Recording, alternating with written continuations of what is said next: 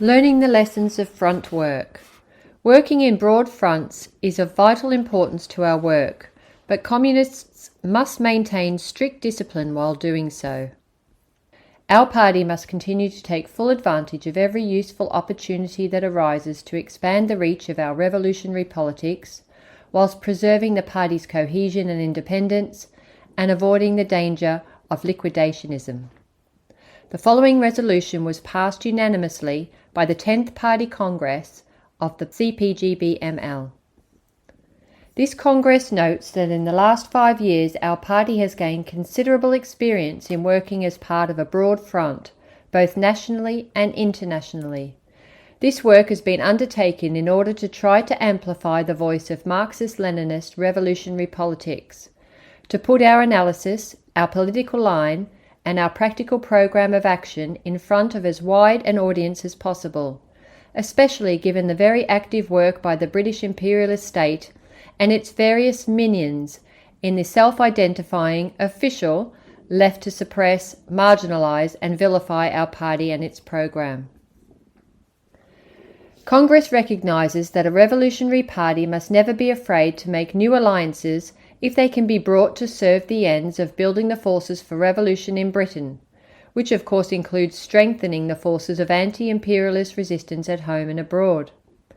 Recent experience, however, teaches us that for such work to be successful and to serve the long-term interests of the working class, certain prerequisites must be borne in mind and certain principles adhered to.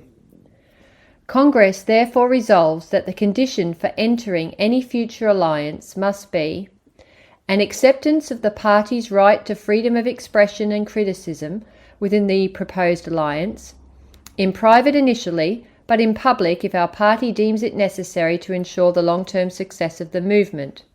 2. An acceptance of the party's right to its independent political line and independent political publications. 3. An acceptance of the party's right to its continued organisational independence. Congress further resolves that during a period of broad front work, the party must make every effort to 1.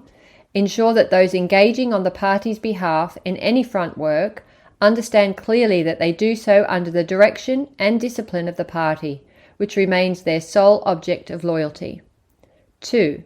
Tighten up its internal discipline and subject all front work and those carrying it out to the highest possible level of scrutiny. 3. Actively strengthen, rather than allowing to be weakened and undermined, its organisational structures and public activities. 4. Refuse membership of our party to any individual who considers him or herself to be bound to the discipline of another organisation, whether in Britain or abroad. Our members may be supporters of other organisations, but any work they undertake in those must be under the direction of the party. This Congress believes that only by abiding by the measures outlined above can we ensure that the party takes full advantage of every useful opportunity that arises to expand the reach of our revolutionary politics, while preserving the party's cohesion and independence and avoiding the danger of liquidationism.